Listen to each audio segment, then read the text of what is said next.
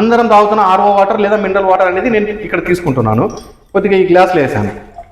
ఈ గ్లాస్లో వేసేటప్పటికి చూడండి, మీకు చూడనికైతే చాలా తెల్లగా ఉంది వాటర్, కానీ దీని లోపల ఎంత pH ఉంది, ఎంత డెన్సిటీ ఉంది అనేది మనం చెక్ చేయడం. ఇది జాగ్రత్తగా ఆలోచించండి. మనకు మెయిన్ మన బాడీకి కావాల్సింది pH. ఆ pH ఎంత ఉంది అనేది దీంట్లో చూడండి.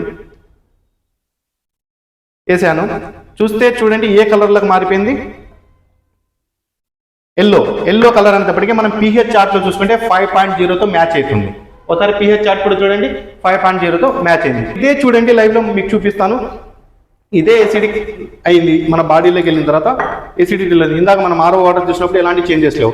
ఇప్పుడు నేను ప్యూర్ జెల్ ఆల్కలైన్ వాటర్ వేస్తున్నా.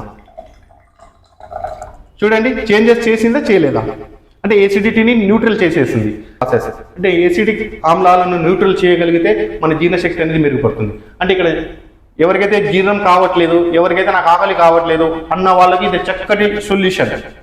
మీకు ఆహారం ఆకలి కావట్లేదా, ప్యూర్ జెల్ ఆల్కలైన్ వాటర్ తాగండి. సేమ్ 4 అవర్స్లో మీకు డైజెషన్ అనేది ఇంప్రూవ్మెంట్ అవుతుంది. ఒక 2 days కంటిన్యూగా తాగారనుకోండి, మీలో మార్పులు మీరే గమనించవచ్చు. ఓకేనండి, థ్యాంక్ యూ.